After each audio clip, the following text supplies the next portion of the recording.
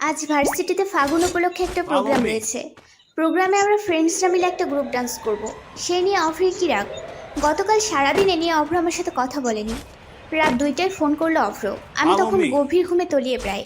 চোখ বন্ধ রাখা অবস্থাতেই অন্ধকারে ফোনটা রিসিভ করলাম। হ্যালো। অভ্র কিচ্ছু বলল না। আমি ওর নিঃশ্বাসের শব্দ শুনতে পেলাম।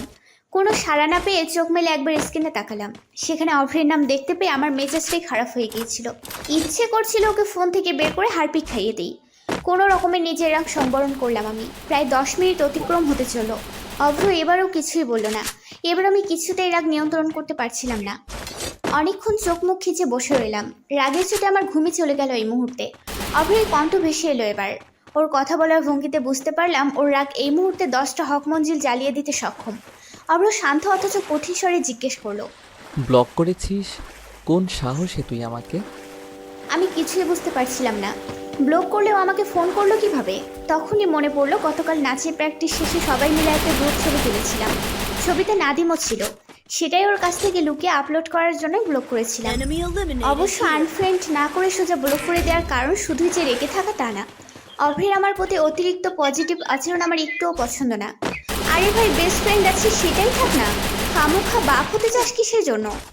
আমি গলার স্বর গম্ভীর করে বললাম, রেগেছিলাম। অভ্র মেজাজ শান্ত করার চেষ্টা করে বলল, নাদিমের সাথে মিশতে বারণ করেছিলাম না তোকে? কেন ছবি তুলেছিস ওর সাথে? আর তোর পাশেই কেন দাঁড়াতে হলো? মেঘা রুম্পাও তো ছিল। ওদের সাথে কেন দাঁড়ালো না? আমি এতক্ষণে মহারাজের এত রাগ থাকার কারণ বুঝতে পারলাম। আমার মাথায় দুষ্ট বুদ্ধি চাপলো। ওকে আরেকটু রাগিয়ে দেওয়ার জন্য বললাম, হ্যাঁ তুলেছি, তাতে কি হয়েছে? নাদিম কি তোর মতো মিশুকে? এত কিউট সুইট ভদ্র হ্যান্ডসাম ছেলেটাকে নিয়ে তুই এত হিংসা করিস কেন অভ্র? আমার কিন্তু খারাপ লাগে না ওকে। দেখিস না সবসময় কেমন কেয়ার করে আমার। মিতু, তুমি কিন্তু ফাস্ট ফুডটা তো খেও না, এগুলোতে জীবাণু আছে। মিতু, আস্তে হাঁটু, পড়ে যাবা। How sweet. অভ্র কিছু বলো না। কিছুক্ষণ চুপ থেকে দুম করে ফোনটা কেটে দিল। সাথে সাথে ওর নাম্বার থেকে 10 মিনিটের মধ্যে টেক্সট এলো। খবরদার আমার সাথে তুই আর কথা বলবি না, মিতু। ও যে ভয়ঙ্কর রেগে আছে তা বুঝতে আমার আর কষ্ট করতে হলো না। ও, আপনাদের তো বলাই হয়নি, আমি মিতুয়া, মিতুয়া হক। আর এতক্ষণ ধরে যাকে নিয়ে বলছিলাম ও অভ্র, আমার বেস্ট ফ্রেন্ড।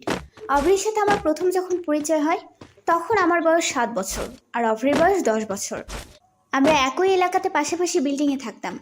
আমি ওকে প্রথম দেখেছিলাম নীলা আপুর বিয়েতে। নীলা আপু আমাদের দুজনেরই প্রতিবেশী ছিল। অভ্র খয়েরি রঙের একটা শার্ট পরেছিল সেদিন, সাথে সাদা ফুল প্যান্ট। ওর হাতে রিমোট কন্ট্রোল গাড়িটা দেখে আমার যে কী লোভ হয়েছিল। কোনো কিছু না চিন্তা করেই ওর হাত থেকে ছো মেরে ছিনিয়ে নিয়েছিলাম গাড়িটা। কিন্তু অভ্র আমায় কিচ্ছু বলো না, এমনকি একটু রাগলো না। আম্মু আমাকে বোঝানোর চেষ্টা করছি মেয়েরা এসব নিয়ে খেলে না, এটা ছেলেদের খেলা। কিন্তু আমি কিছুতেই গাড়িটা দেবো না বলেই জেদ করেছিলাম।